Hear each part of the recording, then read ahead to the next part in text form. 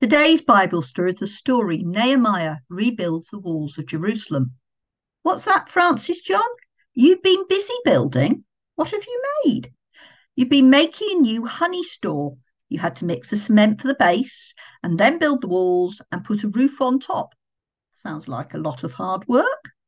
It was, but it was worth it. You've only got the door to put on, put up the shelves, and it will be finished. What about the honey? You've got a special plan for that? Ooh, what's the plan? You'll tell me later. Okay. Well, today's story is all about a building project. Are you ready for our story? Nehemiah rebuilds the walls of Jerusalem. 70 years after their capture by King Nebuchadnezzar, King Cyrus had allowed God's people, the Israelites, to return home from their exile in Babylon to Jerusalem. The temple had been rebuilt so they could worship God, and Ezra had helped the people make a new promise to God to follow God's laws. Nehemiah was a very important man in the court of King Artaxerxes. He was the cupbearer and would pour the wine out for the king.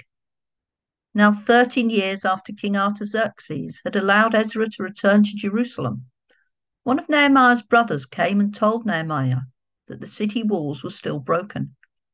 Nehemiah was very upset by this. King Artaxerxes saw that Nehemiah was very sad and asked him why. Nehemiah said a quick prayer to God, asking God to help him. Then Nehemiah told the king about Jerusalem and asked the king if he'd let Nehemiah go back and help to rebuild the walls. King Artaxerxes said yes. He gave Nehemiah a letter to make sure that he would get to Jerusalem safely, and that the people would give Nehemiah the things he would need to rebuild the walls. He also sent some of his soldiers with Nehemiah to help him on the journey. When Nehemiah got to Jerusalem, he looked at all the walls. They were even more broken than he thought, but Nehemiah knew that God would help them. Nehemiah got the people together and told them what to do.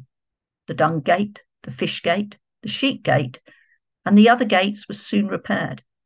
Then they started rebuilding the walls. The enemies of the Israelites watched what was happening. First they laughed, then as the walls grew higher, they decided to attack. Don't be afraid, said Nehemiah. God is with us.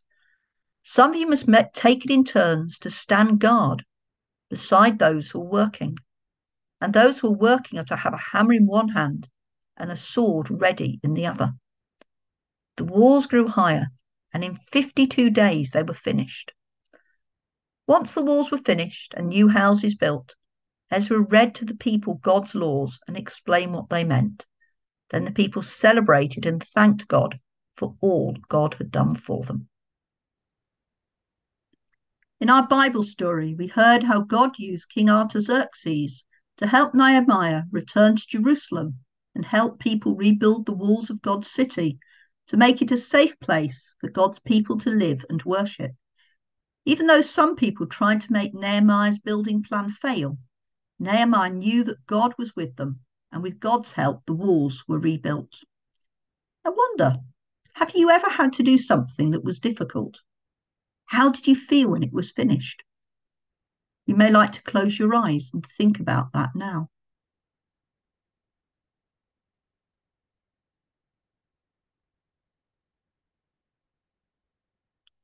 I'm going to say a prayer, and if you want to make it your prayer too, then please say amen at the end after me. Dear God, thank you that you were with Nehemiah and helped him rebuild the walls of Jerusalem, even when things were difficult. Help me to know that you are with me and you will help me do things when I ask. Amen. What's that, Francis John?